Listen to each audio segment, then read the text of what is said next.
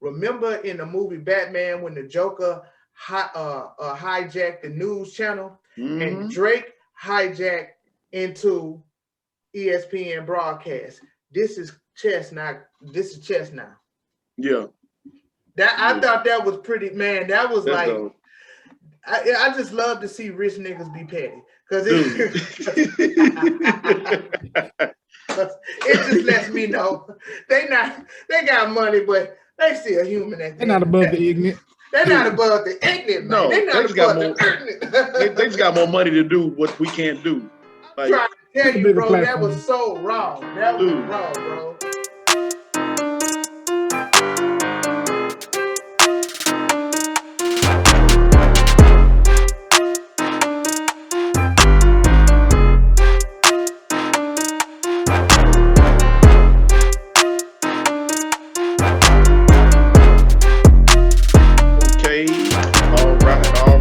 Okay, I'm feeling a little bit different today. I wish I could flow, but I can't though. This is Joffy. I'm gonna stop right there. I need some coffee. Hey, okay, I'm gonna stop. welcome to the Just Acting Up show, y'all, ladies and gentlemen, Jews and Gentiles, birds and bee drills and speed drills, all them things. Crocs, ducks, chickens. I'm getting into my Manny Fresh bag now. Anyways, thank y'all for tuning in. Don't forget to like, share, subscribe. We appreciate y'all sharing this caring. It can be fun. Comment below. That's right there. It's easy for you. So I'm Joffy, the host, of course. And don't forget, we got Mike in the building. Mike, say what's up to people out there. What's up to the people? What's up? And that intro went longer than it should. But it really did. They said he feeling too good today, man. He feeling too good. I'm fired up, man. So yeah, man. And let's not forget, we got Big Chris up in the building. Chris said, "What's up, man?" Hey. Oh, I almost knocked the microphone out. What's up, y'all? Your boy Big Chris in the building, man. Oh man, y'all know we silly. Don't act brand new. Y'all know we silly up in there. I'm gonna have to change up my intro. Change up. Mike said, I'm gonna step my game up now with my intro now. Yeah. He gonna get him a whole WWE wrestling entrance. Ric Flair. Exactly. Come out the road. Oh man, we got a lot of stuff for y'all today. Great show ahead of. So y'all know, stay locked in, stay tuned. What's going on? I'm gonna tell you what's going on. So we're gonna talk about what's going on in Afghanistan, man. Sad to say what's going on over there. We're gonna talk about that as well. We're gonna touch on that a bit. And also Pfizer. I'm surprised I pronounced that right, to be honest with you. I impress myself sometimes. We're gonna talk about the Pfizer shot. So we're gonna get into that. And also we're gonna be giving a special person their flowers later on in the show. Y'all stay tuned to the Just Acting Up.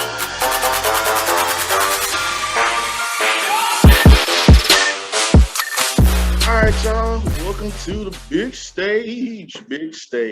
So I ain't gonna freestyle no more. I ain't gonna do it no more.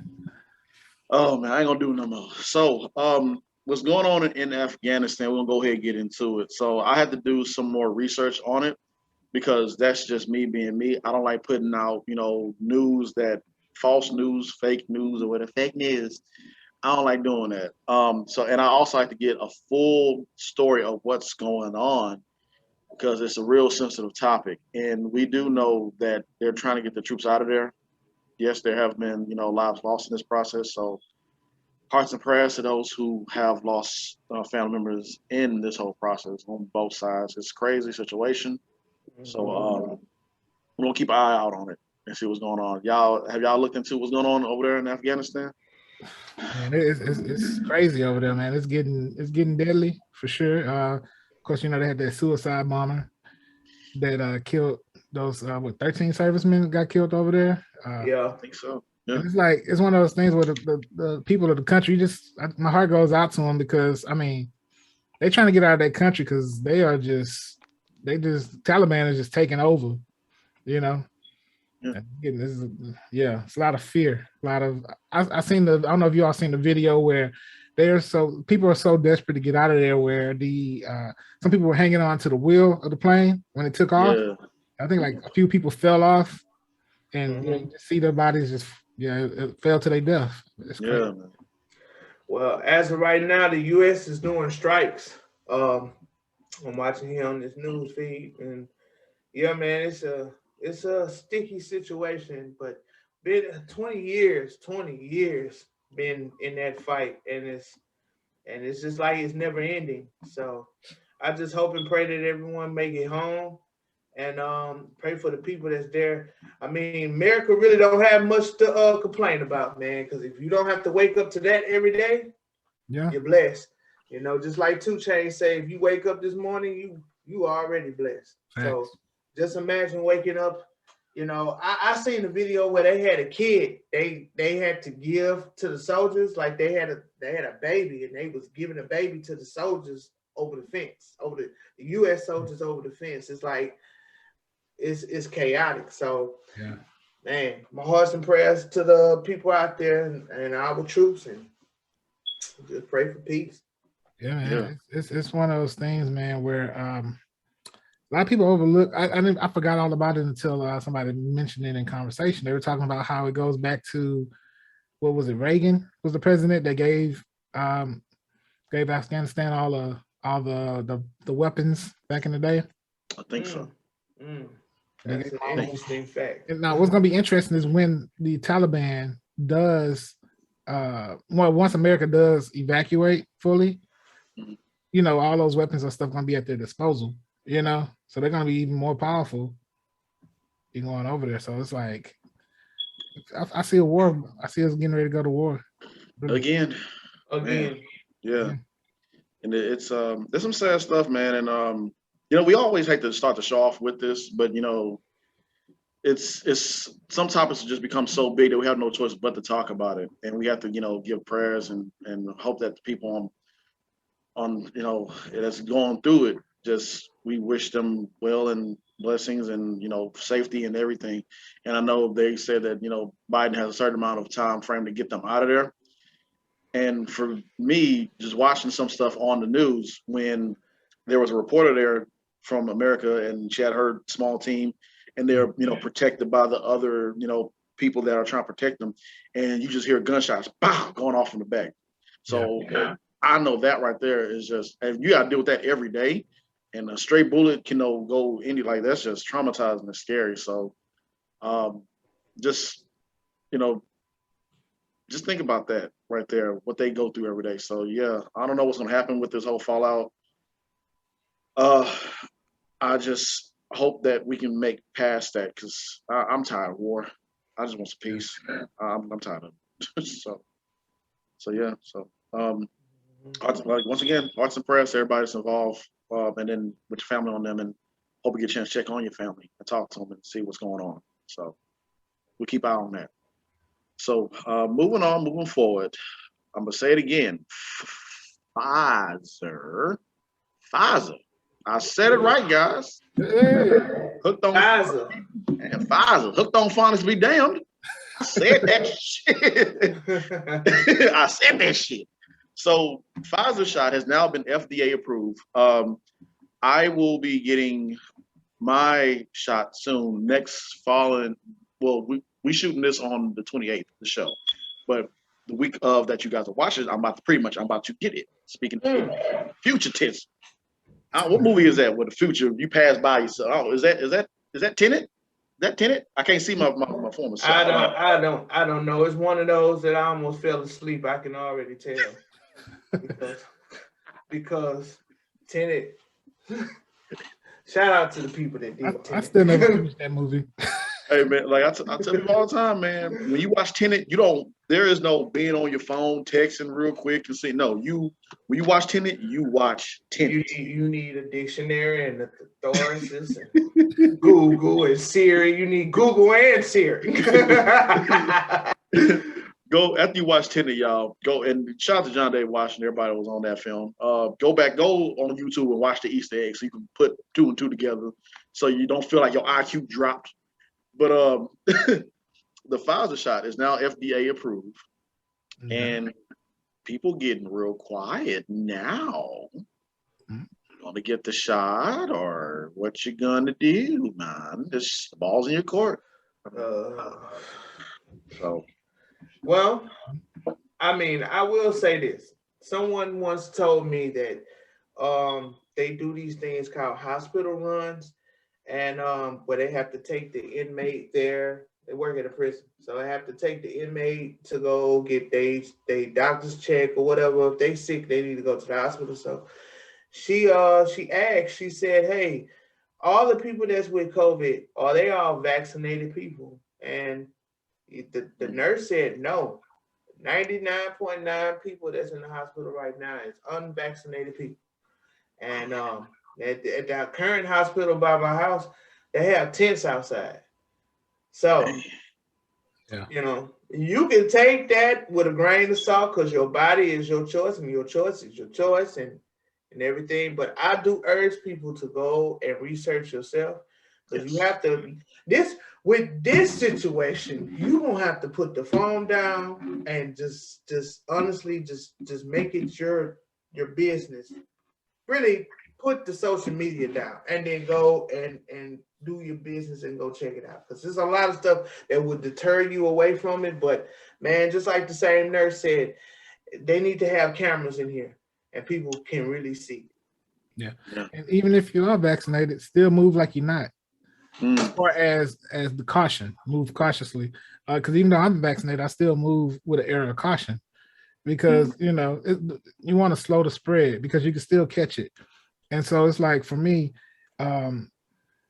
you know that's the best thing to do. If everybody could just really move with caution, we can get ahead of this thing. Because what's going to end up happening, in my opinion, is if we can't slow this thing down, eventually it's going to keep mutating, and then the vaccine itself is going to be null and void against it. So don't say that, Chris. I don't like the word mutate. I watched too many movies. I don't like mutating now. Don't say that shit. Don't say mutating. Don't say that. No. Don't say that. We're gonna be all Will Smith out here now. Oh man, speaking of Will Smith, man. But you're right, Chris. You are absolutely right, bro. Yeah, you are. You are absolutely right, man. Speaking of Will Smith, so Elon Musk, y'all saw that? Y'all know what I'm about to talk about, right? Oh, with the machine. The rope, my goodness, man. Oh, man.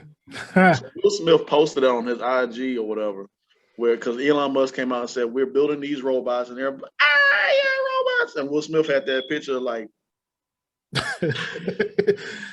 yeah. Go watch our robots. God, it was not lying about that. Dude.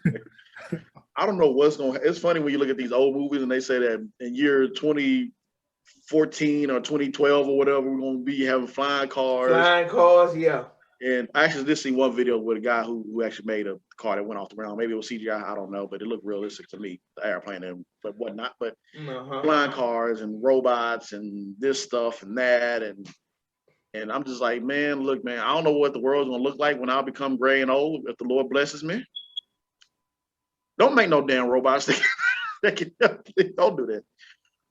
Please don't. Just leave it alone. Somebody need to go in there and I don't know. Somebody need to take an L for the team, L for the world.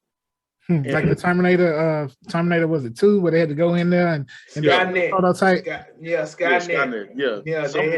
They had to go in there and destroy something in the past. In the past. Well, it's just like the Matrix animation, It showed their first robot.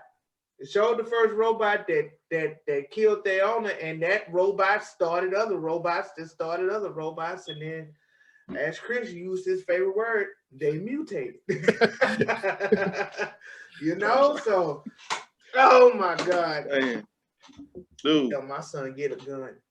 Speaking of, in Texas, September 1st is right around the corner. I'm going to be too old to fight for you, the Wild Wild West. Because according to Chris, we got mutated robots and mutated. Boy, zombies is next. We setting the groundwork for the zombie apocalypse. Yeah. Boy, I'm about to go drop this weight right now and get back to running and get my survival skills up to par right now. How you make a fire? How you make a campfire? Goddamn! I'm trying to find out. If you need the zombie survival rules, watch Zombieland, the first one. It gives you all the rules you need. I think they actually have a class like that at one of the colleges, if I'm not mistaken. I'm serious. Like I think we how to survive a zombie apocalypse, and they kind of tied into like how it is with the hurricane come through or whatever. Oh Lord. Bro, they have people in Texas that have bunkers, and man, when I tell you they are fully loaded, they ready for that. And they have these things where it's like the MRTs, the food where you can just warm it up by taking it off or whatever, the little military food. Yeah, they ready to go. They really are ready to go. So it's actually a real thing. Yeah. Well, preparing for a zombie apocalypse. So. And just to shift gears, I want to shout out to New Orleans and people of Louisiana. I know they got the big hurricane that's headed their way. By the time the show airs, would have made landfall. I know I get my hair cut, or my hair edged up rather, at a shop that's a New Orleans-based shop, and they are very triggered. A lot of them was very triggered just because it's the exact date that it's supposed to land is 16 years ago was when Katrina hit, you know? And so I know that's traumatic for a lot of people, just kind of reliving like those moments and a lot of those same things. Yeah, man. What's the name of your barbershop, Chris, that you go to? Shout out to Level 3 Barbershop. Level 3 Barbershop? Yeah. Shout out to my boy KB. Keep me looking right, y'all. You know what I'm saying? Yeah, man. Yeah. Level 3 Barbershop, man. Gotcha. Big shout out to them and prayers to them and their family. Prayers to everybody that's over there in New Orleans, Louisiana. Y'all be safe, hunker down if y'all can't get out of there. If y'all can't get out of there, please be safe. And all that and above, man. All right, y'all. All right. That's my best Matthew McConaughey impression I can do. What's that? I thought you was doing Kevin Hart at first. I can't. All right. I can't get the voice today. I can't get it. I can't get it. Hey, what? Oh, I'm trying. I'm struggling, man. Oh man, I gotta watch that movie now. Wolf of Wall Street. So we're about to get into the critics' corner, and we are going to talk about some Marvel news. We're going to talk about a trailer that just dropped last week. Man, it's going to break the internet. We're going to talk about all that more and some music news as well. So, sorry, I'm on one today, y'all. Don't mind. I'm on one today. So stay locked in. Just acting up show.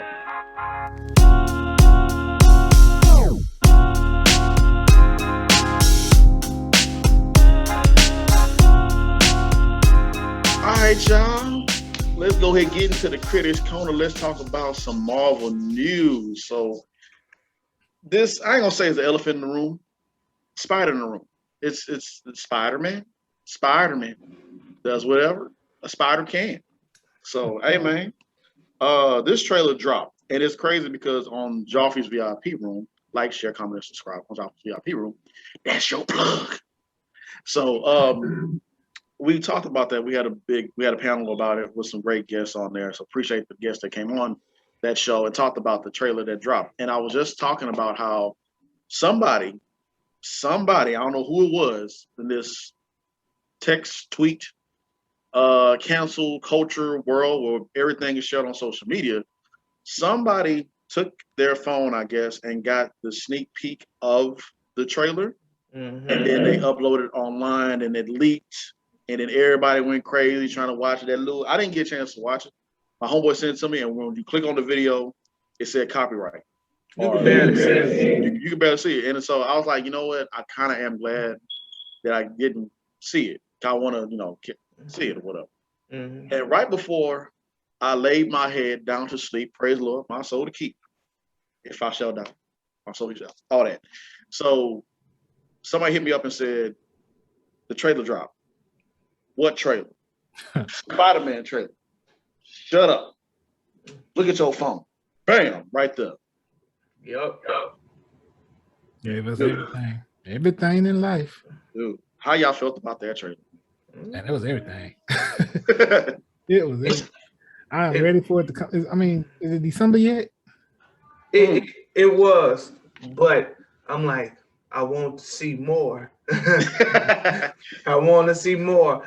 But they gave you a little bit, then they took it out. Man, they got the Hobgoblin on it. They got Electro, I Sandman. didn't see Electro. Now when you get on and you look it up the cast, they do got Jamie Foxx. Yeah.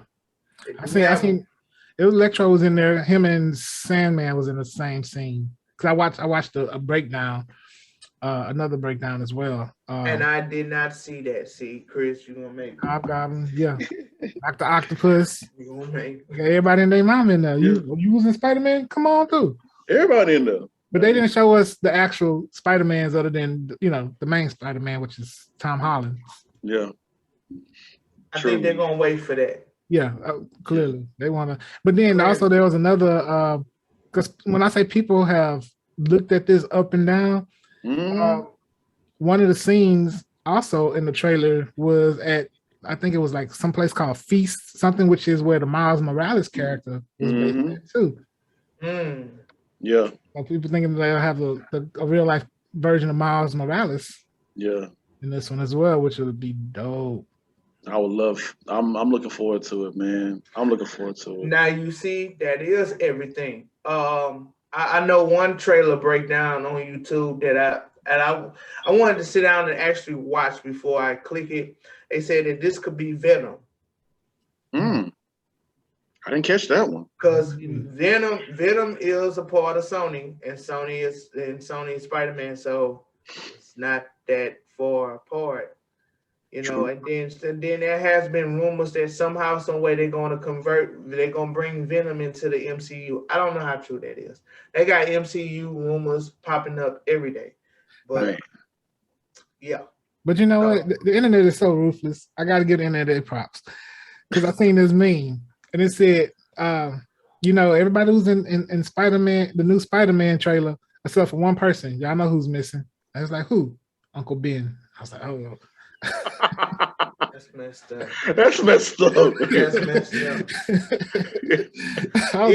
Even if you go through the multiverse, you get Uncle Ben. Uncle Ben is dead in every version of the way, I guess.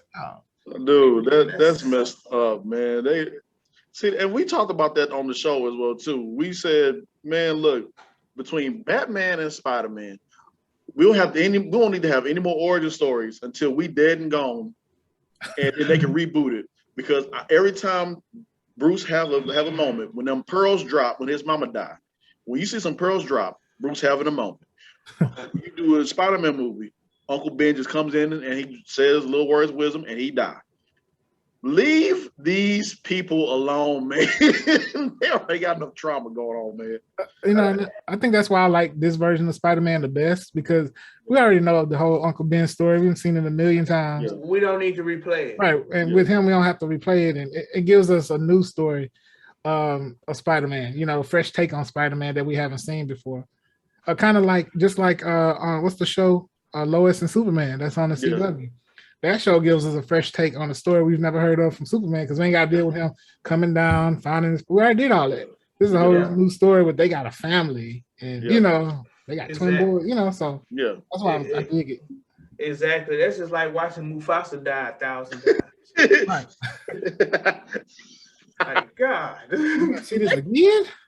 How many different ways can you tell the same story? Man, we gotta relive this trauma again. Yeah, man. And they actually, you know what? And it's crazy that you brought that up too, Mike, because I think I just saw something online saying that they're gonna do a younger version of Mufasa and Scar when they were, younger.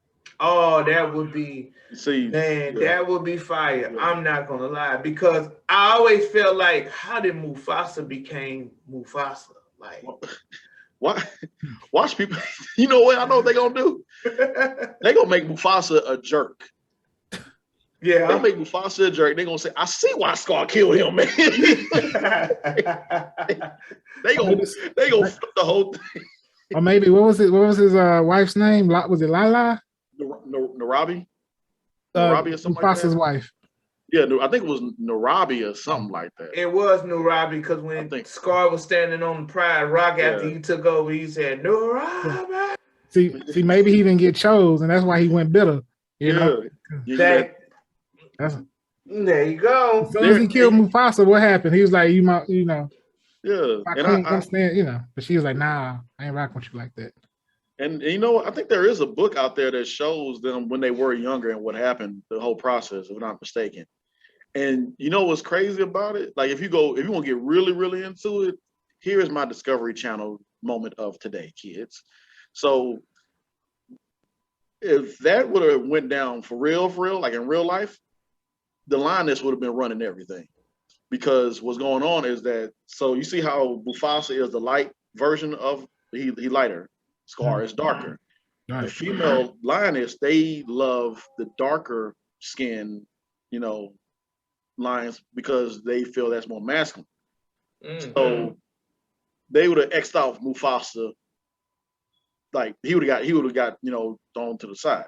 And so what's going on with the lioness, if Scar not holding up his part of the bargain, we're bringing in the food and doing this, in the animal kingdom, the lioness will turn on that lion. Mm-hmm. And so then also with that whole thing, they think that, you know, the way how the Scar character is, like how he has like the black patches on his arms, right, that's more masculine and everything. But yeah, if Scar wouldn't hold up his bargain in the bargain, they would have been running the show. So Discovery Channel with James, you know that. So that's my Discovery Channel for the moment. I'm trying to tell you, man. Yeah, man. So yeah, that's my Discovery, my little TED talk of the day. So yeah, man, we don't need to see Mufasa die no more. Just like we don't need to see Uncle Ben die. Yep. Okay, all right. Or Margaret from from Batman. I don't want to see no damn pearls drop. No. Get to the good stuff. So. But moving on, so the Marvel's What If series, there's been 3 episodes so far. Yeah. Have y'all seen all 3 yet? Or I'm waiting for it to build up some more.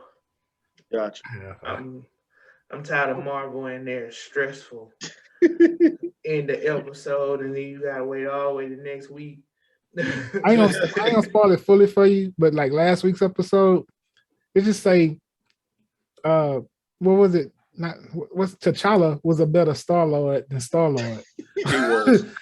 Sad. I mean, hey. He was way better Star-Lord than Star-Lord was in the movie. I mean, in the movies, yeah. I can believe that. He could have avoided a lot of controversy. I think about it. A lot. I can believe that. I strongly believe that. But if you think about it, if T'Challa was Star-Lord, right, there wouldn't be no Infinity War. Yeah, pretty much. That's pretty much, yeah, that's what we're saying. There wouldn't be no Infinity War because the original Star-Lord is kind of childish. Yeah. He doesn't think. He just react. See what I'm saying? He doesn't know how to talk to people. Yeah, he want to do dance battles. What?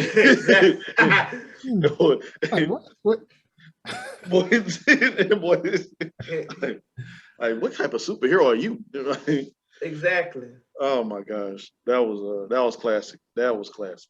So so moving on. So the movie that is out right now, like right now, that everybody is seeing. Say his name. Don't say it around me though. I don't play that shit.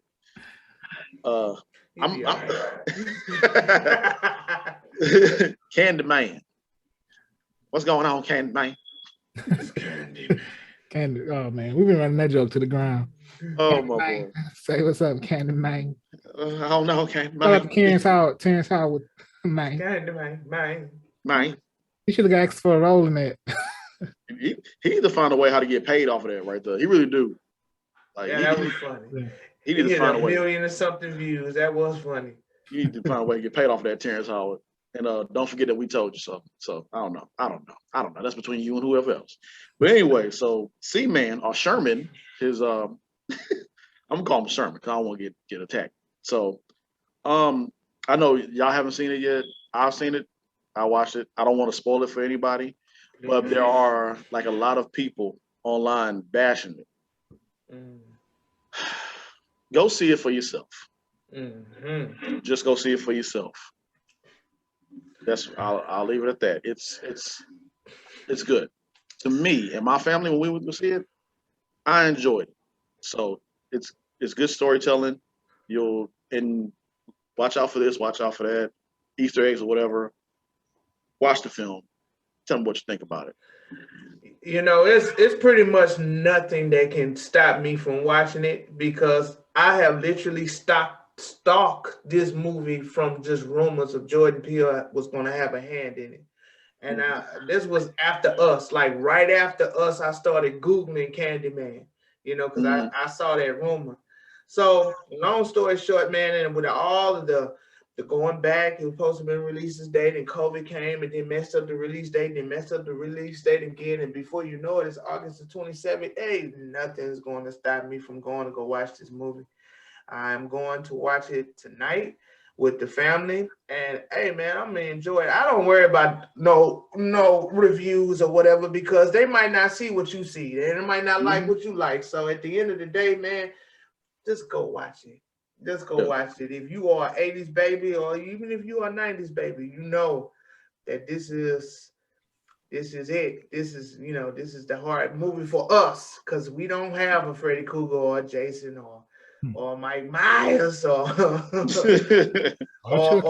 or Chucky or Hellraiser. So this is us. This is our boogeyman, and you know, the man behind the mirror. So yeah. And this dude. So let me see. It's crazy because too, like some of the facts I shared was that Tony Todd, the original Candyman, he got stung by, I know y'all probably heard about that, how he got stung by 23B, got paid. And another thing was that, so this is funny to me. So who was hot at this point in time? Guess who they wanted to, I don't know if y'all know about this, guess who they wanted to play as Candyman and as Helen? Do y'all know? No. Bro, let me see if I can do this. Eddie Murphy. Bro. When? They wanted him in the very original. They wanted Eddie Murphy to play as him. As Candyman in the original. And who did they want to play Helen? Sandra Bullock. That probably would have worked. Sandra Bullock would have worked. Sandra Bullock would have worked. Sandra Bullock would have worked. Anything she gets, she can handle. But it's just Eddie Murphy. Maybe they thought that laugh was gonna be like a haunting laugh. Oh my god! It wouldn't have hit. It wouldn't have hit. You can't come to my mirror like that, bro. Like with a hook and laugh like that. Like, I'm like, man, dude, get out. I cannot believe that. That is a fun fact. That is a fun fact. Yeah, man, that's crazy. I mean, hey, he did Vampire. Well, that's Vampire in Brooklyn. That was Vampire in Brooklyn. That's Vampire in Brooklyn. Come on now. Yeah. Come on now. Yeah, that's Vampire in Brooklyn. Which is another classic that we love. So yeah, but that's a crazy fun fact. And the Cabrini Green, I don't know if anybody else knows about that area back in Chicago. That was really like they couldn't have the set, people on set couldn't go to that set, to Cabrini Green area, because you know about that, right, Mike? How that was really real gang members. That was real gang members, and they tore those towers down, and they had to pay off those gang members in order to film in that area. So the tense with that whole film right there is just, in the way how the original started off, the build up, the organs playing, and the overhead view, and all that. It was just such a good build up to that film, and that's why it's such a straight horror classic. It's for the culture. I'm sorry. I'm sorry. Our less melanated audience, you wouldn't understand, because that movie, it was for the culture. It scared the damn living hell out of me when I was a kid. I couldn't watch it, But that's what made it fun. I'm like, man. Yeah. I mean, for me, I just watched it in my adult years, like a few months, like a month or two ago. So I don't have the same connection as Mike do, but I can see where they was going with it, So. Man. And then the boy coming through, Tony Todd coming there with that booming voice, and then the fact that you come through with a trench coat and a turtleneck. I mean, hey, it's Chicago. Probably it was cold around there, but still, walk around like that all day. Yeah, you don't want to deal with nobody like that. Man, shout out to Tony Todd, because he is still working to this day. He has 2 Netflix shows for sure. It's one about a dragon. It's animated, and he plays that Red Dragon, the voices, and the Masters of the Universe. He's not playing Skeletor, but he's on the other Skeletor. Like there's a different version of Skeletors. I have to go back and watch that episode, but that's his voice. His voice is very unique, so you can it stand out. So you know him and Bishop that play on Greenleaf. Yeah, they're gonna forever have a job. Keith David, yeah, we need more actors and actors like that have that iconic voice, because I'm like, they, you know, knock on wood, they getting towards that, you know, tail end of their life, and I just wish that Hollywood will find some more actors that have that iconic voice for narration. Yeah, voiceovers is it, man. Yeah. So. Yeah, man. So shout out to all of them, man. So moving on to the music news, man. So Kanye. Oh my God. Everybody are up in arms about Kanye. What is Kanye doing? Kanye doing a lot of stuff. Kanye just need to go on and drop the album and stop playing around with these people, because you know it was this comedian in Atlanta. His name is Moneybag Mafia. Shout out to Moneybag Mafia. He's hilarious, and he said, "Man, Kanye need to get out of our city. Get out of our stadium. We got football to play, man. And you do all this, and you haven't dropped the album yet. So it's like, man, come on, man. I mean, people still packing out though, standing in line. COVID be down to go see. COVID be down. Man. See Kanye. Man. Telling you. And people also they giving him some flack because at the release party, I don't know if y'all seen the photos and videos from it, but. He took JayZ off of the verse, off the song, and put the baby on there. Yeah. And now people are like, I mean, the baby's cool and all, but you know, JayZ verses, we like JayZ a little bit better. But did you hear the baby's verse? I mean, it was nice bars. Yeah. You got to give credit where credit is due. I'm not discrediting the baby. I like the baby. Like, he's a dope artist. But you know, it's just kind of like, you know, JayZ is JayZ, the baby is the baby. Everybody just was excited and just hyped about the throne is back. And I get it, I understand it. I get it. But maybe he got JayZ and the baby on it. You don't know. That's what I was thinking. Yeah, we don't know what the album's gonna look like. No, we don't know yet. Because it's goddamn Kanye. That's why. That's why, man. So, and plus him and Drake going back and forth. Oh my God. Drake, bro, that is so hilarious. I've been quite busy this week, so I couldn't catch up with a lot. But I guess it was some kind of conversation that he had with like 8 other people, and Drake was in that conversation with the iPhone or whatever, and through the text message, and he sent a picture of the Joker, right, to Drake, and he wrote underneath the picture, "I live for this. I live for this. I've been fucked with by nerd ass jock niggas like you my whole life. You will never recover. I promise you." That was what Kanye West sent to Drake, and he screenshotted and he posted it. Now, let me tell you, man. So Drake turned around, and somehow, some way, this dude is a genius. Drake is a genius. Oh my gosh. He goes on Sports Center, right? It was yesterday, August the 27th, and he interrupted Sports Center's intro, the da-da-da, da-da-da, and he had a cardboard with CLB, which is the abbreviations of Certified Lover Boy, September the 3rd. And then it cut off, and then it cut on again, then it showed the billboard, the little poster, and then that was the end of it. So the internet just went crazy. So this guy, he tweeted this. He said, after Kanye West sent a picture of the Joker to Drake through the text messaging, look what Drake just did this morning. Remember in the movie Batman when the Joker hijacked the news channel, and Drake hijacked into ESPN broadcast. This is chess now. This is chess now. Yeah. I thought that was pretty, man. That was That's like, dope.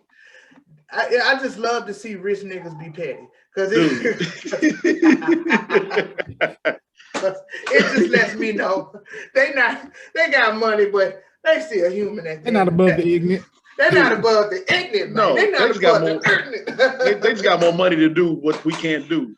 I'm trying to tell you, bro, platform. that was so raw. That was raw, bro. And it's entertaining to me. I'm like, dude, that's dope, man. That's like with Kevin Hart and Nick Cannon.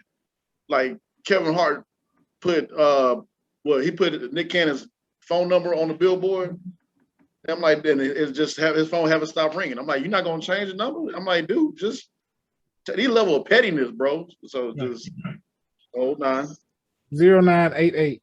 0988. Ask him to come on the show. All right. Okay, y'all. Look, I'll say this is a little extra footage for y'all on Just Acting Up Show. So we know Nick Cannon is, his number has been blasted on the billboard. This is a stretch. Yeah. So I'll stretch my hand. So anyway, so the number he has is 323-509-0988. Uh-huh. And he has not got that number changed since. He said he just let it ring sometimes. So we're gonna see what happens. When we do make it big, or when I make it big, I'm pretty sure he's gonna look at me like, man, why the fuck did you call my I have to believe it to see it. That might be Mike Jones' new number. Who? Mike Jones. Shout out to Mike Jones. Let's see what happens. All right, so let's see what happens. I'm calling now. Let's get it. He probably gonna do a reverse thing on me and call me all damn day and bother me. Oh, Your call cannot be completed at this time. I knew it. Lying motherfucker. I knew it. Message 6, US01LV. It hung up. Yeah. Yeah. This shit hilarious. It's making me laugh. Yes. They level of pettiness is like high because they have the money to go there. Yes. They got the money to go there. Buying Kevin Hart a damn llama or emu or something, or whatever he bought him, and then send them to him, and he's like, what the fuck I'm gonna do with this? All right, y'all. If y'all want to see more in-depth conversation that rules the nation, go ahead, go to Joffrey's VIP room, where we do a more in-depth talk about, movies and TV and past films, retro films are out now, your favorite films. And, we just sit back, chit-chat, talk a little bit and talk about it. Bring a drink in your hand if you want to. It's your choice. On Joffrey VIP room, don't forget to like, share, comment, and subscribe. And, like I always say, sharing is caring. Go ahead and do that. Just like with this show, Just Acting Up Show. Sharing is caring.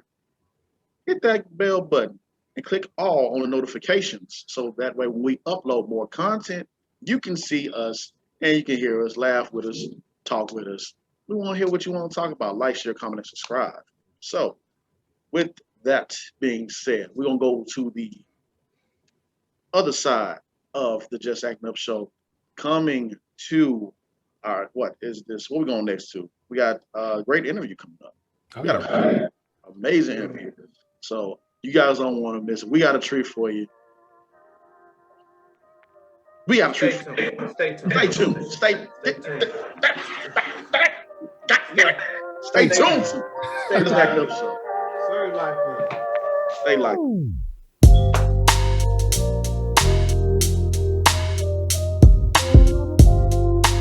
All right, ladies and gentlemen, welcome back to the Just Acting Up Show. We got a special guest up in here today. Thank you, Queen, for joining us. We have Molly Berg. We got to clap it in for her.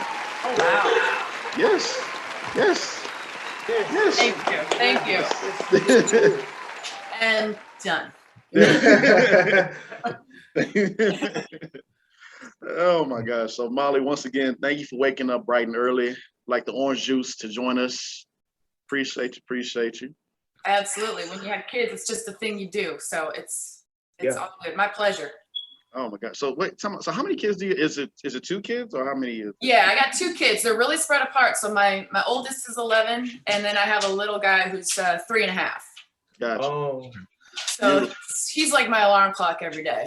Oh, yeah, It's just like you hear him stomping and coming in the room and That's how he rolls, man. Yeah. Gotcha. Little one's just excited about life, and of course, I know. It's true. It's true. And sometimes I think about that too when he gets up and he's so excited. I'm like, dang, what happened? Where did it go? like mommy, this have all that energy when we were young. Yeah. Energy, all day energy. It's crazy. Yeah. Like kid, wait till life hits you. Yeah, exactly. And of course, you have your dogs as well. Yes. K9s. So those are other kids. Other kids. And I've just adopted 4 fish. So they're over there now. More to the family. Yeah. More to the family. That's beautiful though. I like that. That's dope. Oh, that's cool. That is awesome. So getting into all of that right there. So I know. So how long you been acting, Molly? How long have you been riding that train of acting? How long? It's been a long time. The thing with I'm not gonna say career, I'll just say experience, is that I started acting in high school, so like a million years ago, but I didn't actually professionally start acting until I moved out to New York City. But then, so the caveat to all of this is that my husband's military. So anytime I'd start getting my feet planted in the acting world and networking, because you know how that is. You got to meet so many people and network, and then they'd be like, you got another duty station. So we have to get up and move. Then you start to plant the roots, and once you start get going, then they're bye. Then you got to go someplace else. So that's kind of been the whole story. So I've never been in a situation where I've been able to just like really plant my feet and start taking off. I really hope we can stay in Houston because it's been a lot of fun and meeting great people like you. And it's just like the momentum is finally starting, you know? So I've been doing it for a while, but professionally not too long, I guess, because it's just different in every market. Yeah. So, okay. So New York, and now you're here in Texas. So, so it's like, and it's crazy when people say I haven't been acting that long, but it's like the way how you carry yourself and the way how you go through these scenes that we're watching. We're like, Molly is fucking awesome, girl. Well, that's really nice of you to say. Well, when I met you and we were watching all the scenes, I was just really impressed. I was so excited to see all the talent that we had in Houston, which is great. I really hope we can get more productions here. I'm sure you feel the same way. And I think what you guys are doing is incredible, because we need people to see what's going on here. Yeah. I mean, I can see why they don't want to film in the summer because it's really hot. Right. But they're doing it in New Orleans. You know what I mean? Right. Yeah, I really think we got a great talent pool here. And, you know, I think everywhere I've gone between frickin' Minnesota, Wisconsin, South Korea, LA, Houston, wherever, Alabama, wherever I've lived, you always pick up something new from the people that you meet. So I'm always learning, which is cool. And I also have a few students that I work with, and I'm always learning from them. Man, they can teach you so much. Wow. So that's cool too. Yeah. Awesome. I know I actually was looking at some of your work, and you were on one of my favorite shows, actually, Queen Sugar. Oh. Yeah. Queen Sugar. I gotta ask, because the scene you did with Rutina Wesley that plays Nova. Yup. That was one of the most talked about scenes that a lot of people got into. And just how was it preparing for that scene and the intensity that was brought there? Like, I felt it like y'all really had beef in that scene. I was like, what? Yeah. Well, the show is incredible. So I can see why you're a fan of the show. I'll be honest, everything happened so fast with that audition. The audition happened, and then my husband was leaving for like 2 months. So it was me and the kids. We don't have any family. And then, you know, my agent called and she was like, hey, you booked the job. And I was like, are you, like, I had, for my business, because I have a business here too. So I had 2 people training in my home, and I was holding an interview when she called me. And I'm getting nervous just thinking about it because you want it. I was like, how much time can you give me before I give you an answer? And she's like 30 minutes, you know, like we need to know now. And so I was like, holy crap. So, you know, I'm calling neighbors. I'm like, can you watch my kids? just like what mom does that? Me. I'm like, I have my dogs. Like, can you come over and watch the dog? I had like no time. And it, thankfully my neighbors were so gracious and it worked out. And then it was just, the next day, like packing up and getting to New Orleans. And thankfully the scene that I had done for the audition was very similar to the one that we actually shot. So I basically knew the lines, and I really just, at that point, I'm not even joking, was just fucking calming myself down. Like the whole ride, just being like, okay, this is fine. You're meant to be here. They chose you because they like you. And then I got to New Orleans, I checked in, and then I just walked because I was so fucking nervous. Like my friend called me, he's like, Mom, you need to chill out. And so thankfully the cast, Rutina, like everybody was great. Director Lisa France was incredible. Everybody made me just feel so comfortable. So it just was able to go there, and despite the fact that it was a really heated scene and I was saying some pretty nasty stuff, it just felt so comfortable that I just let it happen. Yeah. Oh, I just sounded like I was from Minnesota. I let it happen. Let it happen. I just don't you? Yeah, and then so when people actually saw it, people that know me, because I'm just such a dork, they were like, what kind of demons are you hiding behind? That was really scary what you just did. Then my brother got on YouTube, and because there was lots of comments, like you said, which I was really happy about. Yeah. And my brother's like, hey man, that's my sister you're talking about. Yeah, I mean, you brought that character to life. Yeah, well, that's what I said. I was like, it's okay.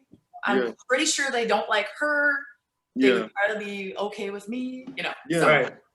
For everybody who's watching the Just Acting Up show, Molly is awesome. Y'all leave her alone. She did her job. She did her job, right? I'm hating.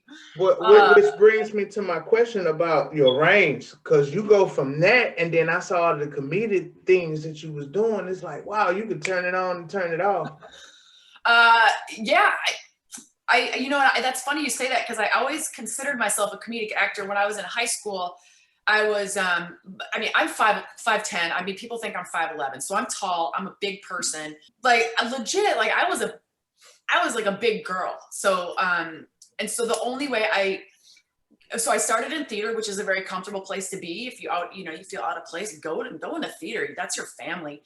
And so I was always trying to be funny to make up for what I looked like. Mm-hmm. And so I always considered myself a comedic actor. And then I started taking acting lessons here in Houston. And it was the first time that my coach, Crystal, was like, no, I think you could go a little deeper. You think you're funny, and you're kind of funny. But I think you got some deep places that you could go to, and she's kind of the one who helped me tap into those, I guess. Yeah. And being a mom, I'm being honest, like a lot of that stuff comes from just thinking about my kids and being a mom, which has been really helpful. I'm trying to find that connection to a lot of the scenes that I do, Yeah. Gotcha. Yeah, and I guess if you put on a wig and some stupid glasses like I do with my Paula character, anybody can look like a dork. Exactly. I don't know why that's so much fun. Every time my husband will come home from work and I'll have the outfit on because I'm shooting something. He's like, oh God, what are you doing? Like, what are you doing, man? Yeah. He's like, you're so embarrassing. Oh my gosh, it is so funny. There was this one scene I was filming for the project that I'm trying to create. Yeah. And I forgot, it's a little zombie infected type of thing that I'm trying to create. And the people there, like they, threw like fake blood on my face and my white shirt and everything. And so like, I'm just like trying to hustle back to get home. Oh no. And go pick up my little girl. And so I forgot that all that was on my face. And so when her uncle opened the door, and he's always paranoid about something. So right before he opened the door, I said, oh shit, I forgot to wipe this off. He opened the door right on cue, and I did like this. And I said, hey man. He's like, what did you do? And I'm like, no. It's fake. Nothing happened. And then I go into the house. My little girl looking at me, and she's like, what happened? I'm like, no. She's like, why did you? she did her daddy mom voice on me, and she's like, "Don't scare me like that ever again." Oh, cute. And I was like, "No, it's fake." And then I just had to wipe it off. So it's just funny that you said like you were in your character, and your husband was like, "What are you doing?"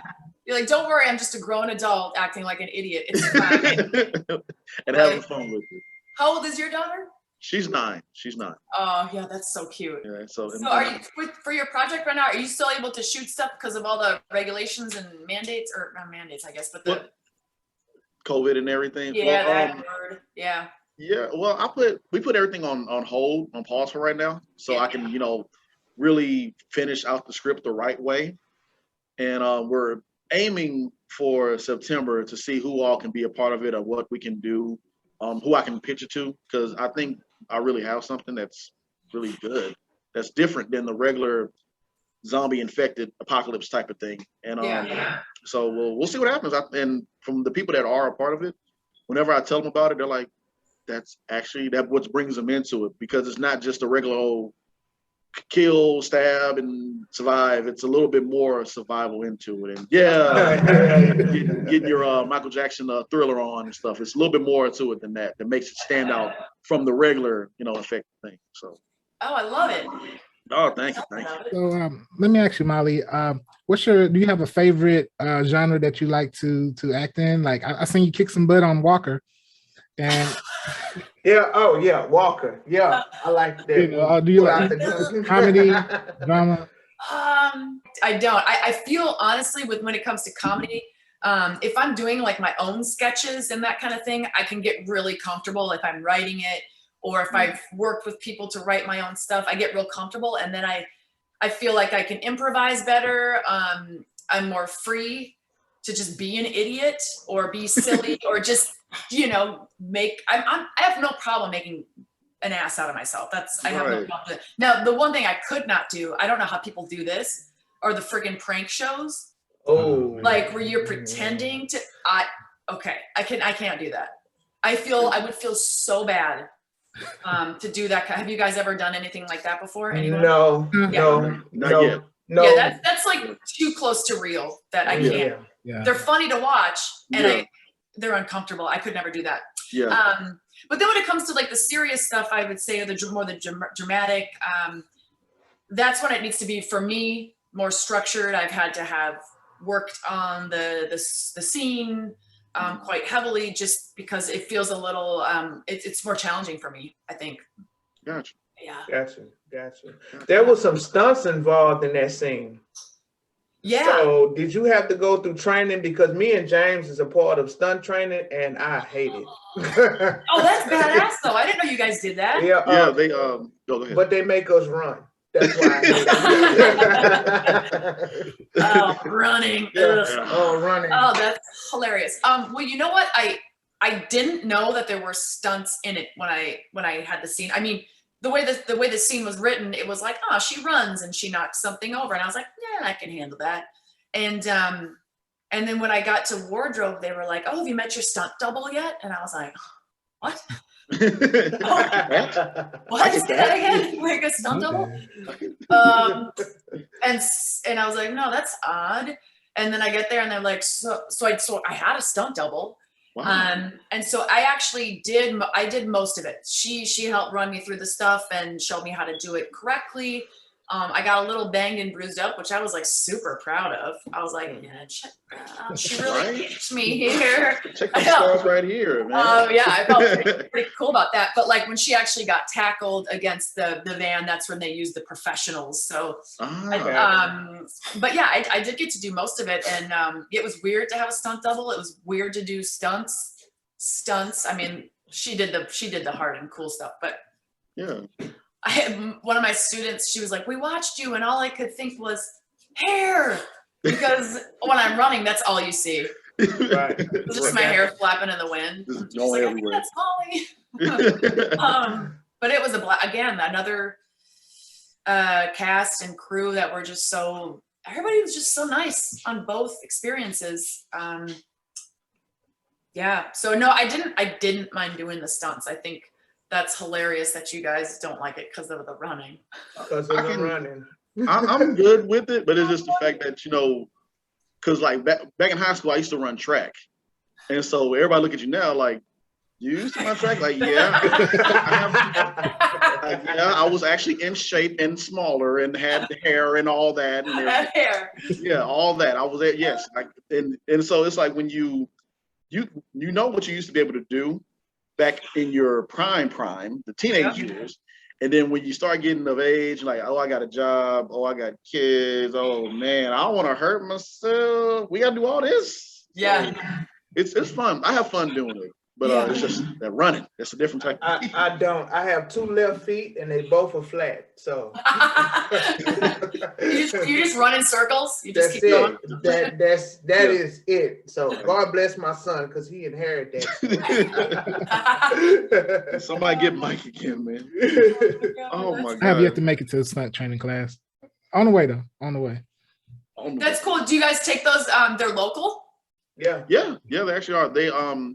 They're holding off right now because they all have like other projects that they're doing right now, and they're gonna let us know. And if you would like to, if you are free or available, I'll be more than happy to let you know about it if you just want to and just see. Yeah, just check it out. That's really cool. And that was the first thing I've ever been asked to do in that vein. I think you get kind of typecast and stuff too, and I had a terrible experience once with an agent in a manager meeting when I was like 19. I moved out to LA when I was 19. I quit college. I did like one of those, you can bleep this out if you want, one of those like John Casablanca, like modeling school type things. Wow. Cause I was like, I'm going to do it. My mom supported me. She paid for it. We went out, the whole crew like went out to LA to audition in front of agents and stuff like that. And I got an agent. And so then I was like, well, I'm moving out to LA. I was 19. My mom was like, what are you doing? And she went with 2 other girls that I met in that class. And at the time, Friends was really huge. And I really just considered myself like a Lisa Kudrow type character, and apparently I said the wrong thing in this meeting, and I was like, I really see myself as the ditzy character like Lisa Kudrow on Friends. And the meeting was done and we got in the elevator and she's like, oh, what did she say? She's like, you're going to call this agent back and you're going to apologize for saying that stupid comment about being ditzy. Lisa Kudrow's not ditzy. And I was like, I know she's not ditzy. Well, the character the is. character on Friends is. Oh my God. That's Phoebe. Like, that was Phoebe. And so I just remember I got back to my room, or I got back to my apartment, and I called this agent back. I had to leave a voicemail message, but legit, it was like, hi, this is Mom. I just want to, and it was just like I cried though. I ate Twizzlers all day and candy, like forget it. It was awful. So that was not good. I realized at that point, being that age, I went out there, I had one commercial that I did. And I was like, no, I don't feel right being here yet. I didn't feel like the business, you guys probably, like getting your brain wrapped around the business and how to navigate that is the worst. Right. It's the worst. You don't know what to do. Right. So I was like, I gotta try to, I'm gonna go back to school. I'm gonna be a better actor. I'm gonna get more experience. But really, it's a bummer that they don't teach the business aspect of it, because I went to school for theater. But I wish they had a course like that, and they just don't. I would say instead of going to school for theater, go to school for business and take acting lessons on the side. I don't know how you guys feel about it. What's your training? Tell me your backgrounds. No, that's actually a really great tip, and I love that you shared that too, because I know they do that. They're starting to do that more now with in sports. Like, we want to tell you about the financial side, the business side, how to promote yourself, what to watch out for, what to say, and what to do. And that's a really awesome, great tip that you shared. And that's something that I'm afraid of right there, because of, we live in this text tweet world, social media, and you're always afraid of, like, can I say this? Can I do this? Will this hurt me there? This cancel culture. And which is really real right now. It's like, you got to be careful what you say, how you carry yourself, how you are out public. So that right there that you just shared. Learning the business is important. Like, I always tell. I used to be in music management and 15 years in radio is my background. Okay. And I would always say, be a student of your craft, and that's not just in front of the camera or in front of the microphone, but also behind the scenes and learn the ins and outs. That's going to help you in the long run to excel in that space. Yep. I totally agree. Yeah. And you know, like the networking part of it too. They don't just getting out there and meeting people and just being yourself. Like, dude, I'm 42 years old. I finally like can go out and meet people and just like be me. Yeah. It's sad that it took this long. And like, so now I know that if somebody calls me or emails me, that they're calling me because they like me and I'm not, because it gets exhausting to try to freaking be somebody else. Yeah. You know? You Like, know, yeah, I don't know. And in this industry, relationships are important. And so you have to be able to network to build those relationships. Yep. That's actually how this show was formed, because me and Mike went to a network. Mixer. Yeah, Mixer, and we met James. And that's so cool. Yeah. And so how long have you guys been doing the podcast? It was at the end of 2020. Was it? I think right. Yeah. Right. It was in November. Yeah. Okay. Yeah.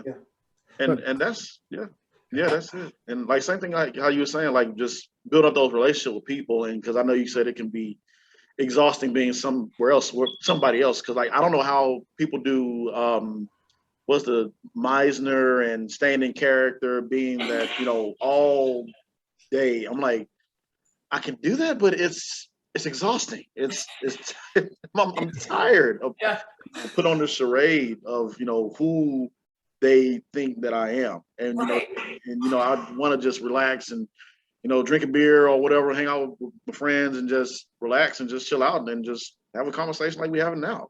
Yeah. And to answer your question of my whole process of, you know, acting, of course, you know, just networking, meeting people. I like to introduce myself and talk to people first. How I met you. Yeah. At the workshop. I think after I did my scene and like everybody was, you know, saying, you know, this, they're awesome, they're amazing.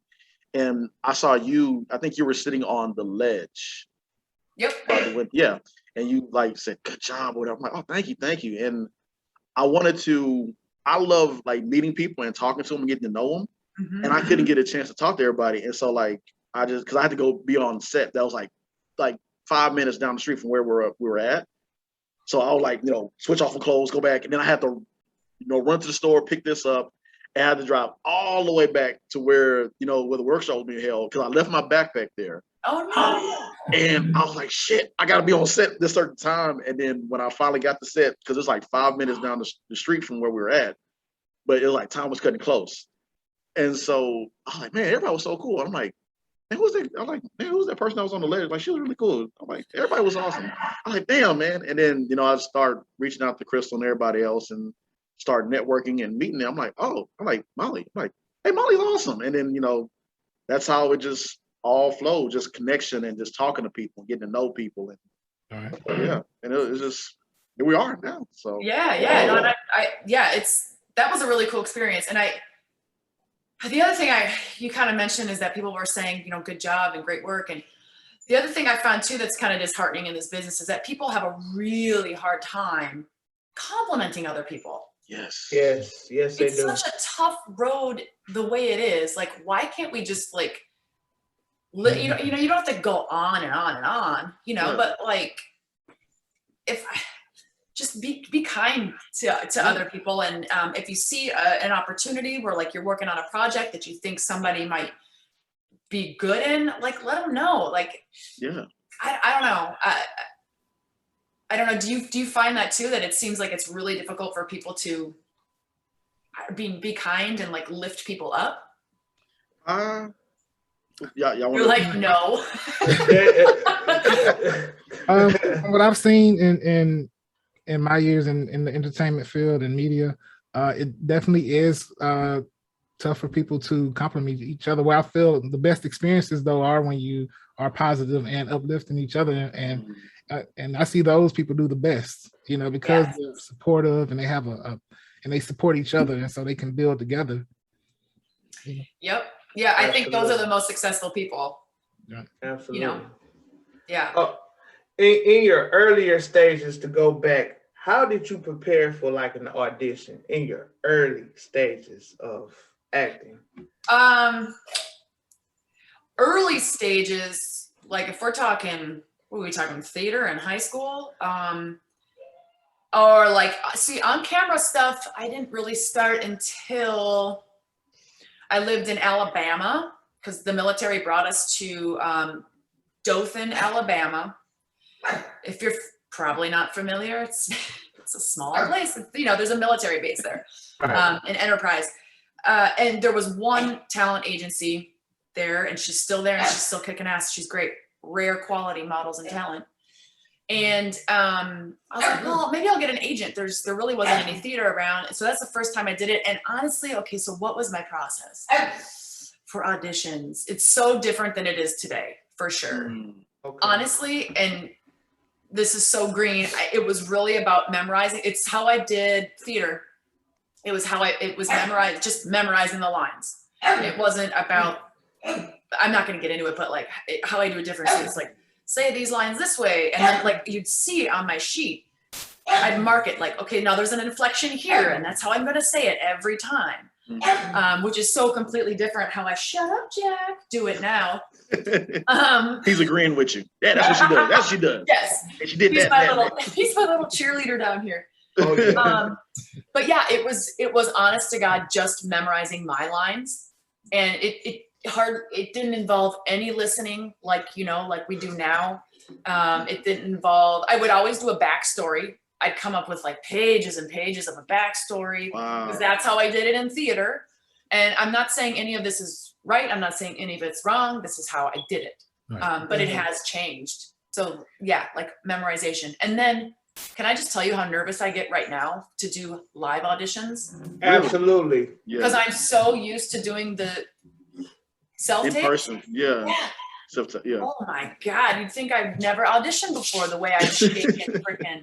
Exactly. Hey, Michael, you're nodding your head. Are you the same way? Oh, absolutely. There was this one live audition for the O'Shea project. You, Chris, James, you remember that?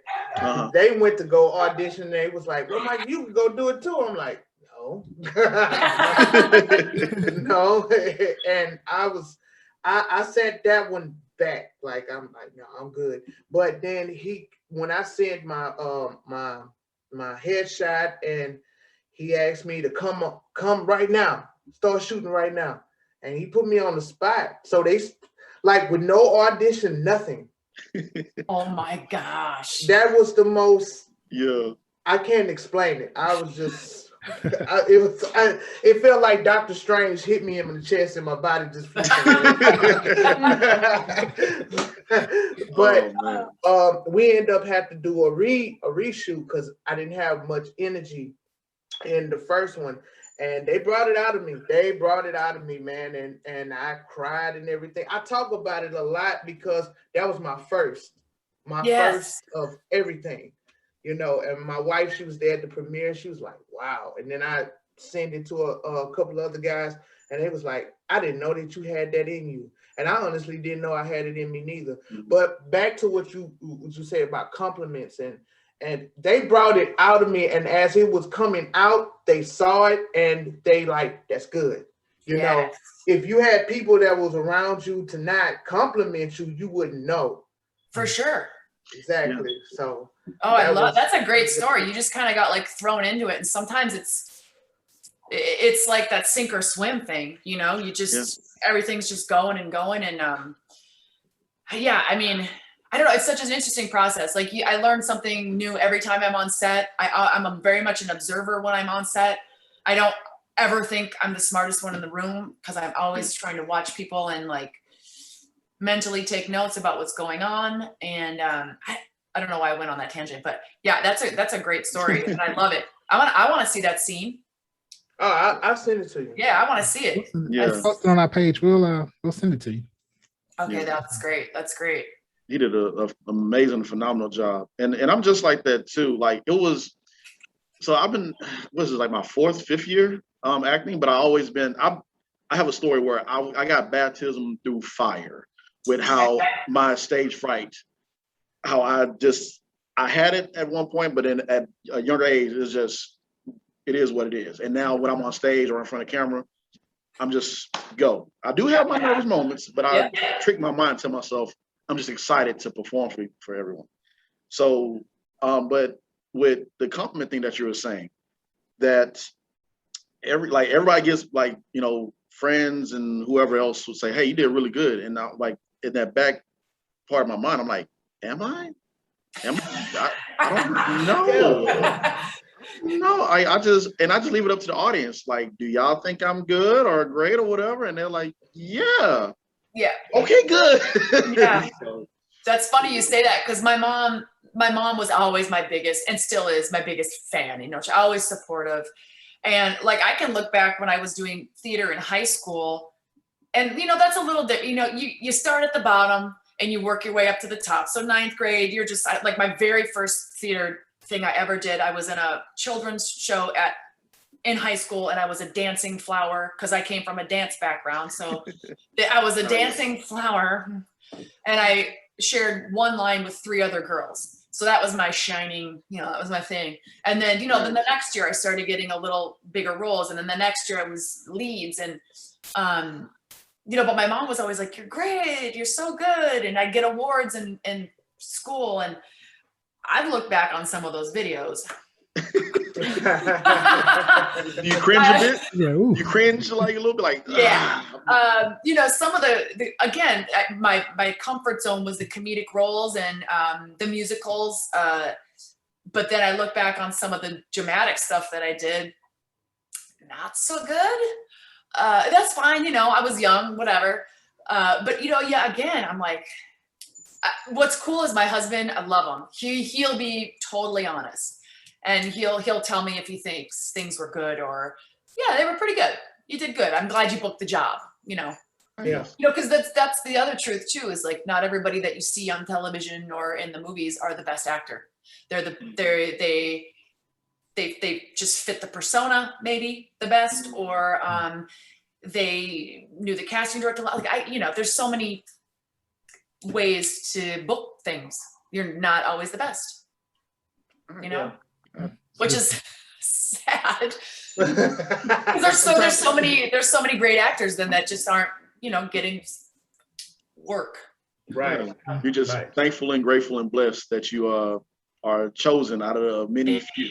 Yes. So anytime I get anything, whether it's a friend that says, hey, I'm doing a demo reel, do you want to be in my scene? I'm like, yes, thank you. You thought of me. I'll totally do it. It doesn't matter what it is.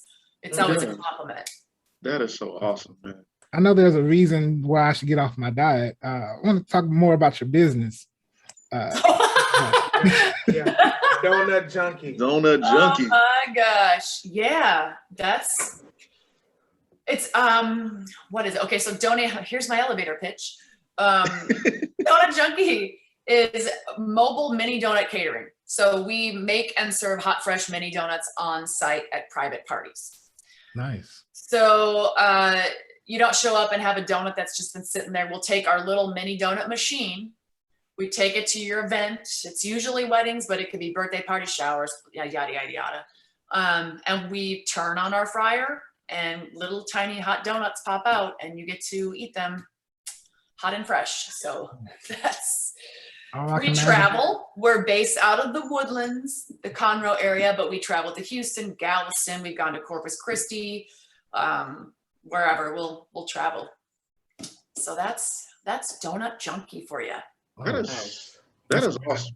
Like I was looking at it one day and I was like, because I know I saw that you had Donut Junkie and everything, like your own business. Oh, that's cool.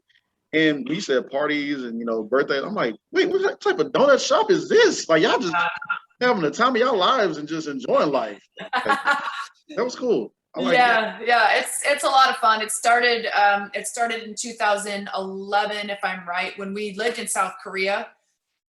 We were coming back to the States, and I was like, well, I have a theater degree. Like, I'm not networking there. Like, what am I going to do? And I was like, well, because I started making mini donuts when I first moved to LA. Yeah. When I was 19, because a girl that was in my acting class was from Minnesota, where I'm from, and we have mini donuts at the state fair. So I made mini donuts on Venice Beach. And it was called the Hot Spot, if anybody knows it. And they still make mini donuts at Zelda's Cafe. Anyway, so I was like, well, I know how to make donuts. We bought a machine. We started in Washington State, where we were stationed. We got moved to Orange County, California. I continued it there. We got moved to Houston, and then I started it up here. And it's been really great. I've been blessed, man. It's great. And I was like, I'm just going to start it. I didn't even do any research. And thank God. Thank God it turned out the way it did. You know, it's amazing to me when I meet people that have multiple things going on. Because it's like, wow, what am I doing in my life? It's hard for me to get out of bed. It's interesting, though. I will say the one nice thing about having your own business or your own thing going on the side, because, you know, the acting is fantastic. I'm not able to pursue it full time because I have a family, because I have a business, but the business is what allows me to go off and then be able to audition or take jobs, because that's going on, you know, that's like happening. Gotcha. So I have, we got girl power, man. All of my independent contractors are women. They're fantastic. They kick butt, and they're the ones going out and making the donuts. And I don't know, it's a cool thing. It's nice. Just, yeah. Awesome. Nice. Awesome. Nice. Before we let you go, I have to ask you about this. Zaya use of force. Now that's something that you created, because I see it says director, writer, editor. Oh yeah. Sorry for my blank stare there for a second. It's all good. So ZEA. It's ZEA. Well, yeah. So forgive me.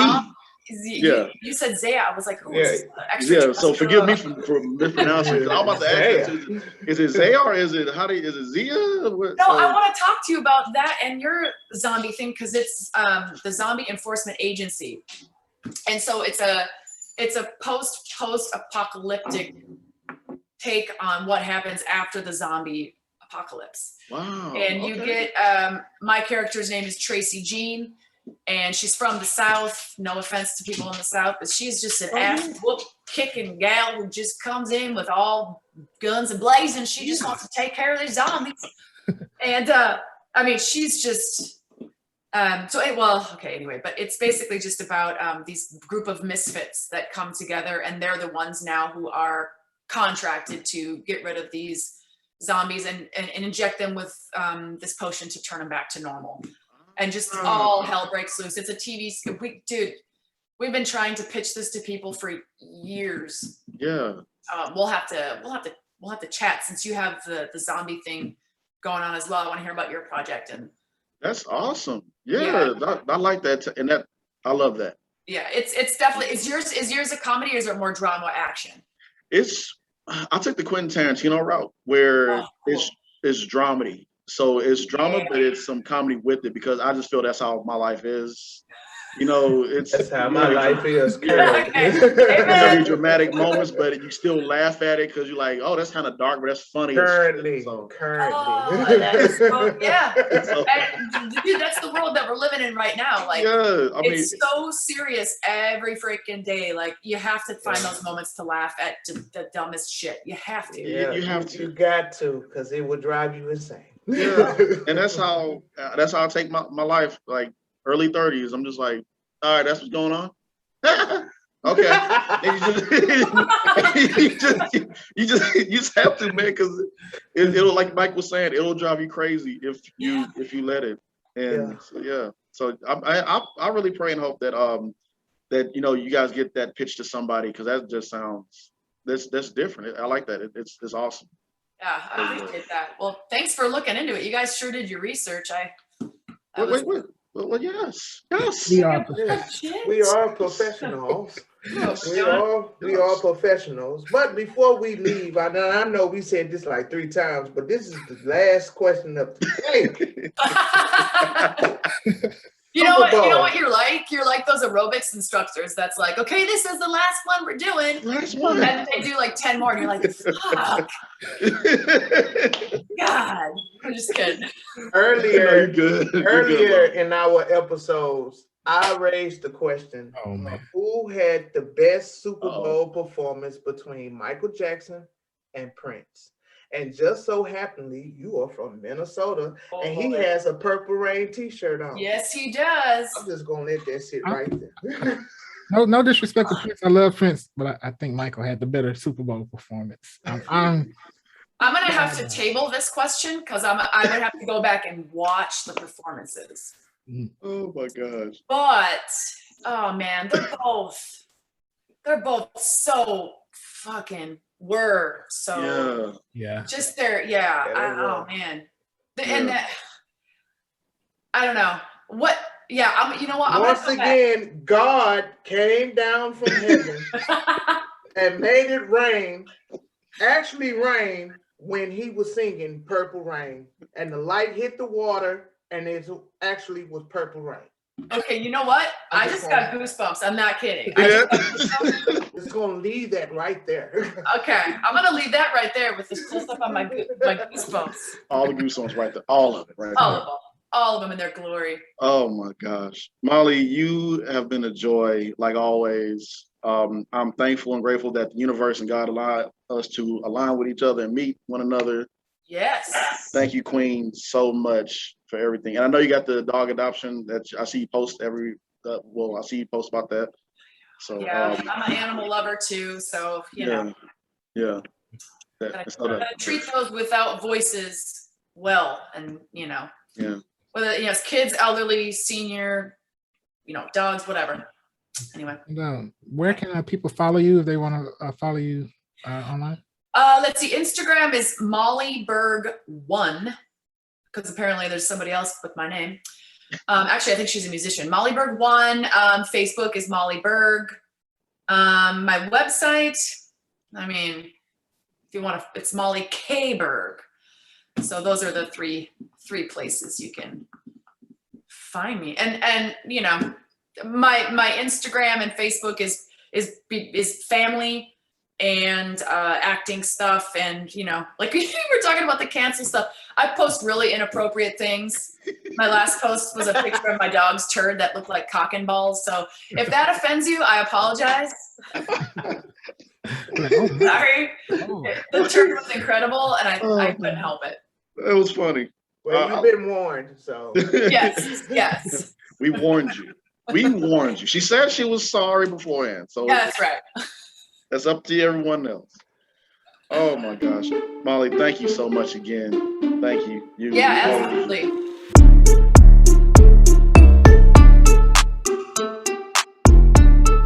All right, y'all. We got what? 3, 1, 2, 3 in my bank. No, not my bank account. We got 3 in my hey. So we got 3. That's right. Count them. 1, 2, 3. Just acting up. So now you count Dracula. Yeah. I should have laughed. So I can see. The count was a G, man. I love the count, man. Oscar the Grouch. But anyways, we got 3 of them. So Chris, what you got for us, bro? All right, we're gonna start off with this crate challenge. Oh, hell no! You dummies. I almost forgot about that actually, but go ahead. Dummies, I just seen where's all these crates coming from? I ain't seen this many crates since ever. They going to the schoolhouse and just getting the crates. That's the only place I remember them. I don't know. Who has time to set those crates up? That's what I'm saying. And people been like hardcore falling, hurting themselves. Like I even seen the dude with no his legs was cut off at the neck, and they made a little baby crate challenge, and he went up there. Not to laugh at him, but I'm just saying people are really hurting themselves to the point that TikTok has banned the crate challenge from TikTok. Yeah, I seen that. So many people are getting hurt, and it's encouraging people to try it and hurt themselves. Like whoever made the Hood Olympics, I need y'all to come up with another event. Bro, who started that? I have no idea. That's what I need to know. Who started? I need to know who started. Then I need to know, man, who's taking the time out to put up these crates? Dude, for real, y'all doing this at family cookouts. What happened to just doing, putting on Frankie Beverly and Maze doing line dances at your family cookouts? Y'all doing these damn crate challenges at the family cookouts now? Y'all gonna hurt grandma. What happened to Uncle Leroy and Uncle Rodney fighting at the cookout? or somebody stole. What you mean you ain't got another one? What you thought about, Rufus? Yeah, playing bones and stuff, and man. Then they find out that girl is pregnant with that dude again that's in jail, and then they, come on, man. Where that's at? I don't know, man. It's a different day, different time. It's a different day, man. Or some playing spades and dominoes and Uno. You know what I'm saying? I remember the great domino game of 2007. Me and my cousin, we took down the OGs. He was mad at us. Man. That was a great game for Chris to remember the whole year. I mean, you don't ever beat the OGs, you know when the youngsters come up and whoop some ass, you know. That was a fantastic game. We did something. We did something. Remember the date? I remember when I dropped like 4 draw fours on somebody back to back. I stacked them. Boom, boom, boom, boom. You can't just place it down like that. You gotta be disrespectful with it. Domino, you gotta slam. You gotta make the whole domino set mess up. Just dominoes all over across the yard. Some in the Kool-Aid punch bowl. Man. Right. Telling you, man. Man. But yeah, y'all stop this damn crate challenge. Especially if you ain't got no insurance. Y'all need to stop. You ain't got no insurance. You don't have no insurance, man. You need, you right about that. You do need to stop. Y'all need to stop. Ain't no more hospital beds. So moving on to this next story. Let's see if you can guess where this one's at. Now a dude recently died. How do I say this? Him and his fiance, his former fiance, were a little feisty. But they were trying to be safe. They say safe sex is to be practiced, right? Especially if you're not trying to have kids and all that. Well, a man died after using super glue to seal off his penis during sex because he didn't have a condom. Salman Mirza, age 25, reportedly applied epoxy adhesive during sex with his girlfriend and in hopes that it would form as a way to protect him from getting pregnant. So hell no! They checked into a hotel and several witnesses along with the former fiance were both addicted to drugs. Went to the hotel and the police officer said since they did not have protection, they used the adhesive on his private parts to ensure she didn't get pregnant. And when he sealed it off, it caused some complications where they were carrying the adhesive as they occasionally used it with whitener to inhale the mixture for a kick. Now, they found Mirza was found unconscious by a friend the next day, and his friend took him home after finding him unconscious, but his condition had deteriorated. He was then taken to the hospital where he died. And unfortunately, the adhesive had damaged Salman's organs, and he died from multiple organ failure. So, yeah. Ooh, wow. That is... Yeah. I don't know what to say. Oh, you know what to say. God wasn't with him that day. No, he wasn't. Shit. Lord forgive us. Yeah. This one, acting a fool is just not locally. It's just not statewide. It's not even just in this country. It's worldwide. You can be anywhere. So, I mean, where y'all think this one is at? Okay, say the name again. His name is Salman Mirza. Europe. Some parts in Europe. Nope, not at all. You got a guess, James? Dang, that was gonna be my guess. It's in India. Okay. They get a little in India. Okay. Yeah. Damn. They don't got condoms in India. Shit. I mean, didn't they? No, are they the ones who made the what's that shit? What's that? The Kama Sutra thingy? What's that thing called? I can't think of what the thing called. With all them sex positions and stuff. What is it called? Yeah. They were the one. I know what you mean. Yeah, I can't think of the word right now. I'm just so like God. I mean, they was getting high on other stuff too. So he wasn't thinking straight. No, he wasn't. Drugs alter the mindset. So who knows what they was thinking about? It may have seemed, when you high, a whole lot of stuff that's stupid seemed like a good idea. Yeah. Oh yeah, that makes sense. Yeah. Like the crate channel. Oh yeah, I'm just know this and go top of this crate and break my leg. Yeah. Man, sit your ass down. Or it will make you sit your ass down. Yeah. But now, I do have one more. Now, this one is, this is just sad. Like, is it really worth it? Now, who would do this? Who would do this to their parents? I would not do this to my parent. But a man whose collection was thrown away 4 years ago will receive more than $30,000 for his losses. The court ruled that his parents who tossed these boxes of this particular item out, it affected their son's mental health back in 2017. So they were ordered to pay their son after he filed a lawsuit. The lawsuit, which was filed in 2019 by David Working, who had moved into his parents' home the year prior. According to the complaint, Working, who is now 43, according to the reports, lived with his parents for 10 months following a divorce. So when he moved out, he asked his parents to deliver his property, which included the boxes of this particular item. The lawsuit states that when he noticed his possessions were missing from the delivery, he asked his parents about it, and his dad said they destroyed 12 boxes of this item and 2 boxes of this other item. And it took quite a while to do so. I do not possess your item. It's gone, the father has said in an email to his son. So according to the court records, it had been destroyed or disposed of. So I may well have missed a few items that are now in your possession, but at this point, if you don't have it, it is gone. Ditto for your other items and your quote unquote other items. I'll come back to that in just a second.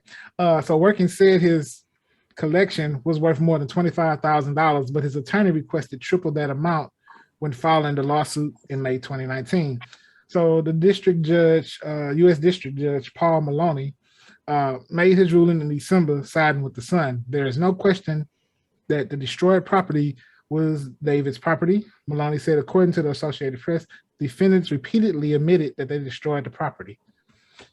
You want to know what the property was? Porn. Or do you want to? Yes, it was porn. That's no surprise. Porn on porn, smutty magazines and sex toys, and over $30,000 is what they had to pay. Oh, hell no. What? God, dog, man. Dog, that's a lot of porn. He sued his parents. That's a lot of porn. That's a lot. That's a lot. That is a lot. That is a lot. I can see why he was divorced. I see why he got a divorce. That's why he was mad. He's like, oh, I done got a divorce. That's fine. I'm gonna go back to my stash. They threw all my porn away. Paying attention. That's probably why he lost his wife. Paying attention to the wrong thing. Oh my gosh. God, dog. Who has that much stuff in? And what morally, like, how could you living with them and you gonna sue them? They should have sued him back with housing, with rent, with food. That's pretty low. Dude, that sounds like a Florida or Georgia native. This was actually in Michigan. Detroit? Detroit? The city. Detroit what? I don't have the city exactly, but I know it was in the state of Michigan. It was the state of Michigan. Damn it. That is a lot of porn. $40,000. Yes. How much you like? Goodness gracious. He's suing his parents. Again, the parents that he was staying with for 10 months after he got divorced. I'm sure they didn't charge him a dime while he was staying there. Paying all that money for that porn. But that's the one that broke the camel's back with him. That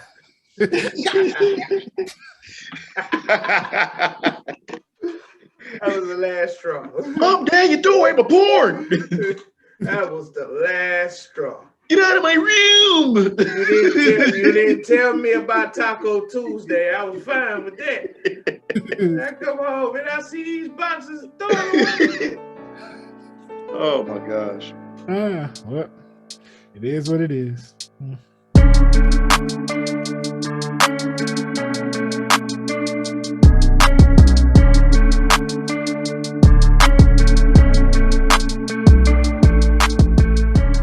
All right, ladies and gentlemen, this is the balancing act. This is where we take our time out to focus on mental health, or we give flowers out to those well-deserving, individuals. So today we're going to focus on a certain individual that passed away this time last year. Today is the day that we're recording the show is August 28th. You'll see, of course, you're watching the show on, Wednesday or Tuesday or what have you. But on the 28th is the anniversary and the day that Chadwick Boseman passed away. That right there, it's sad that, it seemed like it was long ago, but it really wasn't that long ago where we went through COVID when it finally really kicked off, which was the beginning of craziness. But right before COVID started, Kobe Bryant passed away. So I'm giving our flowers out to him as well, because I think his birthday recently passed as well too, Kobe Bryant? Yeah. If I'm not mistaken. Yeah, Kobe Bryant's birthday recently passed. And yeah, he'd been 43, I believe. And it was crazy because, as I sat back and watched LeBron's show called The Shop, Chadwick Boseman was on that episode. And he was talking about, how Kobe was when they wanted to do something together. And then little did we not know, so RP and continue rest in power, King Kobe Bryant, Mamba mentality. Little did we all not know that Chadwick Boseman was battling colon cancer for the past, I can't remember how many years it was, but he was battling it. 4 years. 4 years.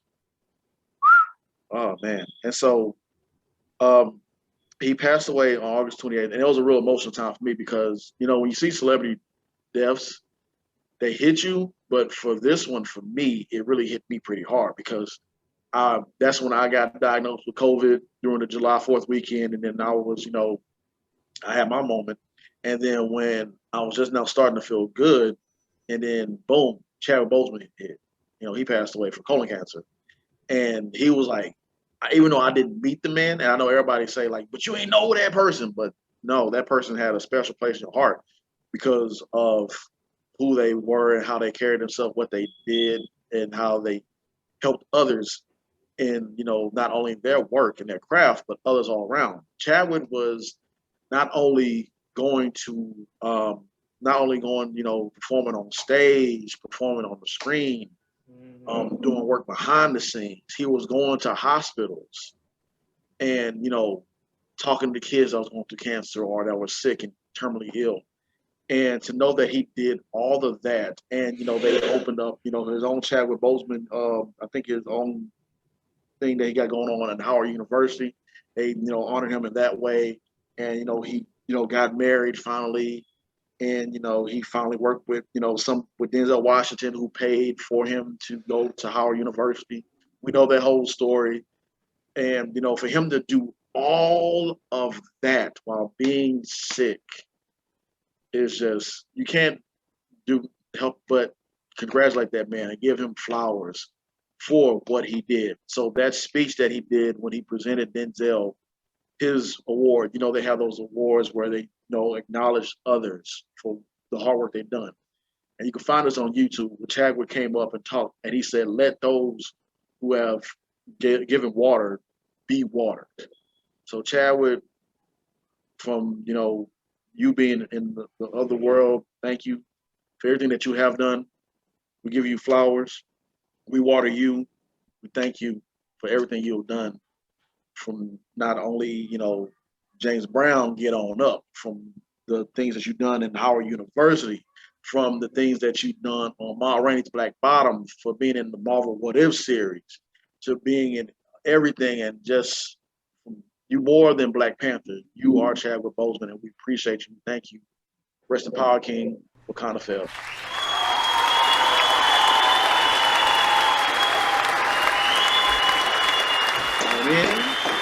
Clap it on in, clap it on in, clap it on in.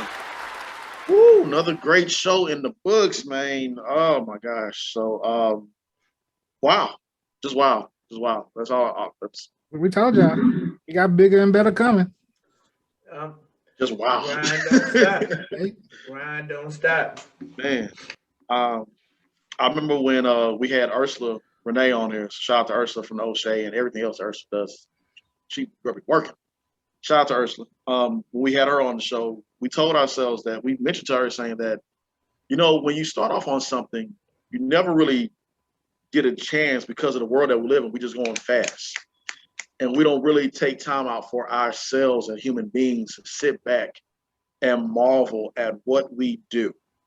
So, gentlemen, what we doing is something special. So I give my flowers to y'all. We doing some great things. And just thank you for all our guests that came on. Shout out to Molly Berg for coming on today. Thank you again. Thank you. Yeah, thank you very much. Really. Yeah, you never know what you do when you start off on something. You just start and go, and then you just that's it. Let's go. So yeah, real talk. And now to see all our interviews, the past, present, and future, you can just right here look on the side, right here on the side of James. It's at the bottom. Like, follow, subscribe. We everywhere. Click the button. Share with a friend. Share with a kin. Everybody. We want everybody to follow us, and just it's gonna get bigger and better. So y'all keep in tune, and hey, it's on its way. Press that button, like Bow Wow. What's that mean?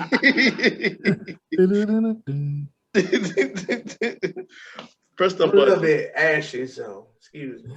It has been a time to be alive. You're sitting on the laptop all day anyway. I was just finna say that. I'm still acting like that man on that commercial. I'm about to get crazy on some people.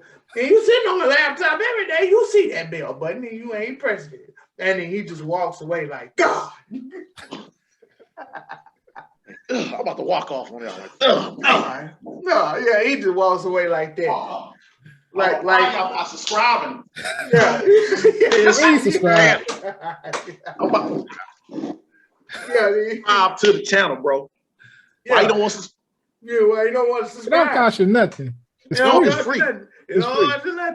It's free. I never understood that man because I would call in from work when I used to work day shift, and he'd make me feel bad. Like I called in from work, like I'm soaking up his AC sitting on his couch. Y'all silly, man. Well, quote of the day. This is what I got for y'all. You can't have $1 million dream with a minimum wage work ethic. So celebrate what you accomplish, but raise the bar each time. That's right. You know what I'm saying? That's right. Gonna keep raising the bar. Challenge yourself. Keep improving. Appreciate you. Appreciate it. Y'all be safe out there. Take care of yourself. Many blessings to you and your family. Peace.